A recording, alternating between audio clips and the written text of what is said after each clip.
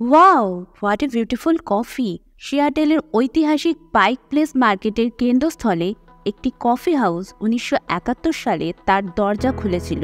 কেউ ভাবতেও পারেনি এই ছোট্ট উদ্যোগটি বিশ্বের অন্যতম স্বীকৃত ব্র্যান্ড স্টারবাকসে রূপান্তরিত হবে।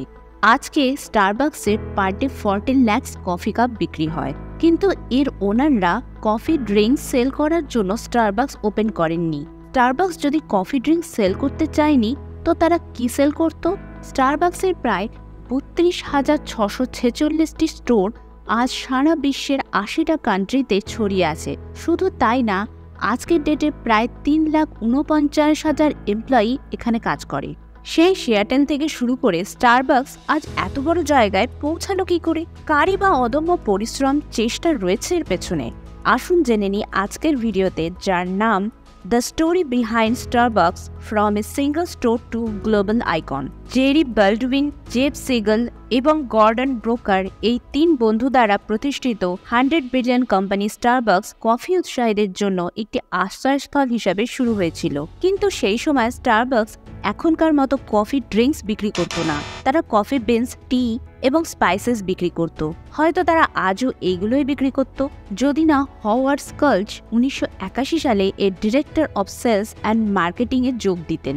কাজের সূত্রে ১৯৮৩ সালে হওয়ার্ড ইতালিতে গিয়েছিলেন এবং সেখানেই মানুষদের প্রতিদিনের জীবনে কফির প্রতি প্রেম দেখে তিনি অবাক হয়ে যান। সেখান থেকেই অনুপ্রাণিত হয়ে তিনি স্টারবাকসের ওনারদের কাছে কফি ড্রিঙ্কস হিসাবে বিক্রি করার আইডিয়া দেন, কিন্তু ওনাররা এই আইডিয়া গ্রহণ করেননি। হওয়ার্ড তাও নিজের আইডিয়াতে অনড় থাকেন এবং শেষমেশ ১ বছর পর স্টারবাকস নিজের প্রথম কফি সেল করে। যদিও এই বিজনেস ভালোই চলছিল, তার ওনাররা এটা ডিসকন্টিনিউ করে দেন এবং ১৯৮৫ সালে হওয়ার্ড স্টারবাকস ছেড়ে দেন। হওয়ার্ড ইটালিতে তার কফি রোম্যান্সের যে এক্সপেরিয়েন্স করেছিলেন, তার লোকের কাছে পৌঁছে দেওয়ার জন্য তিনি তার নিজস্ব ইল জিওর্নেল নামে ক্যাফে খোলেন। যদিও এই বিজনেস আইডিয়াতে ২৪২ জন ইনভেস্টর হওয়ার্ডকে না বলে দিয়েছিলেন, তাও হওয়ার্ড নিজের অদম্য প্রচেষ্টায় নিজের বিজনেসকে সেটেল করেন। স্টারবাকস ছেড়ে দেওয়ার কারণে হওয়ার্ড খুশি ছিলেন না।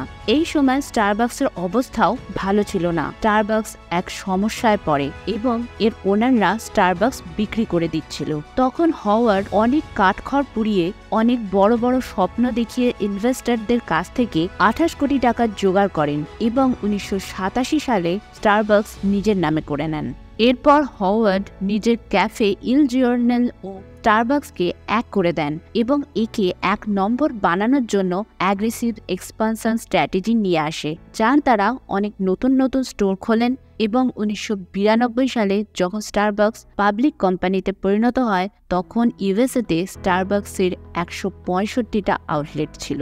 আস্তে আস্তে এই সংখ্যা বাড়তে থাকে এবং ফাইনালি ৩ বছরের মধ্যে ইন্টারন্যাশনালি স্টারবাকস তার ২০০০তম স্টোর খোলে। তারপর ২০০০ সালে যখন স্টারবাকসের স্টোরস ৩৫০০ ক্রস করল, হওয়ার্ড স্টারবাকসের সিইও পদ জিম ডোনাল্ডকে দিয়ে দেন। স্টারবাকস প্রায় প্রতি বছর ১৫০০ নতুন নতুন স্টোর ওপেন করতে থাকে এবং ২০০০ থেকে ২০০৭-এর মধ্যে ৩৫০০ থেকে ১৫,০০০ স্টারবাকস স্টোরসে পরিণত হয় এবং এর সেলস ১৪,০০০ কোটি থেকে বেড়ে ৬৯,০০০ কোটিতে পৌঁছায়। কিন্তু এইভাবে সবসময় সব ভালো হবে তা তো হয় না। হঠাৎ স্টারবাকসে একটা টুইস্ট আসে। ২০০৭-এ ফিনান্সিয়াল ক্রাইসিসে স্টারবাকসের 50% স্টক প্রাইস পড়ে যায়। তখনই হওয়ার্ড, যে কিনা নিজের বাচ্চার মতো ২-১টা স্টোর থেকে হাজার হাজার স্টোরে পরিণত করা স্টারবাকসের এই পরিণতি দেখে থাকতে না পেরে 8 জানুয়ারি 2008-এ আবার স্টারবাকসে ফিরে আসে।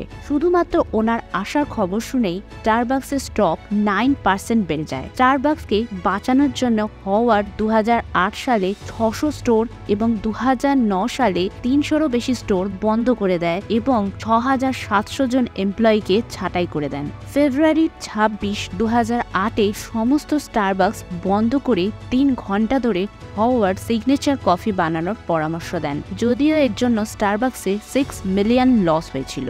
শুধুমাত্র সিগনেচার কফি নয়, নতুন অটোমেটিক মেশিন বদলে পুরনো লা মার্জোকো মেশিন নিয়ে আসে এবং তার সাথে first chief technical officer hire করে। এই ডিজিটালাইজেশনের সাথে সাথে স্টারবাকস প্রথম অ্যাপ ওপেন করে, আর আজ শুধুমাত্র এই অ্যাপের দ্বারা স্টারবাকসের 30% সেলস জেনারেট হয়ে থাকে। এইভাবেই হাওয়ার্ড কফি সেই পুরনো রোম্যান্স স্টারবাকসে ফিরিয়ে এনে স্টারবাকসকে দ্বিতীয়বার এক নতুন জীবন দান করে।